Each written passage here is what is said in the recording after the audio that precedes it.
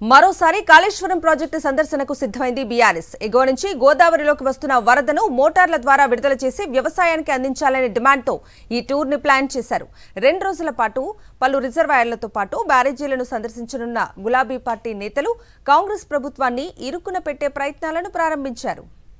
కాళేశ్వరం ప్రాజెక్టులోని బ్యారేజీల నిర్మాణం విషయంలో రేవంత్ రెడ్డి సర్కార్ చేస్తున్న ఆరోపణలను తిప్పికొట్టే వ్యూహాలు ప్రారంభించింది బీఆర్ఎస్. ఈ క్రమంలోనే 2 రోజుల పాటు బ్యారేజీలను సందర్శించాలని నిర్ణయించింది.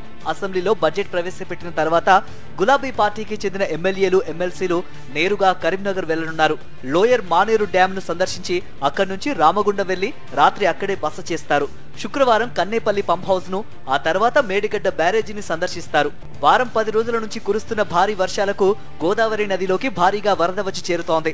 ఇంత పెద్ద మొత్తంలో వరద పోటెత్తిన కాళేశ్వరం ప్రాజెక్టులోని బ్యారేజీలు దెబ్బతినకుండా ఉండడాన్ని ఆ పార్టీ నేతలు ప్రస్తావిస్తున్నారు. అంతేకాదు, మోటార్లు ఆన్ చేసి రైతులకు నీరు అందించకుండా ప్రభుత్వం తాత్సారం చేస్తోందని ఆరోపిస్తున్నారు. ఈ క్రమంలోనే బ్యారేజీల వద్ద ఉన్న వాస్తవ పరిస్థితులను ప్రజలకు వివరించేందుకు సిద్ధమయ్యారు. కాళేశ్వరం ప్రాజెక్టులోని పంపుల నుంచి నీరు విడుదల చేయకపోవడంతో ఎల్ఎండి, రంగనాయక్ సాగర్, కొండపోచమ్మ సాగర్ లో నీరు లేక అడుగంటుతున్నాయి. ఈ రిజర్వాయర్లను సందర్శించిన తర్వాత మోటార్లను ఆన్ చేసి నీటిని వదలాలని ప్రభుత్వాన్ని డిమాండ్ చేయనున్నారు బీఆర్ఎస్ ప్రతినిధులు.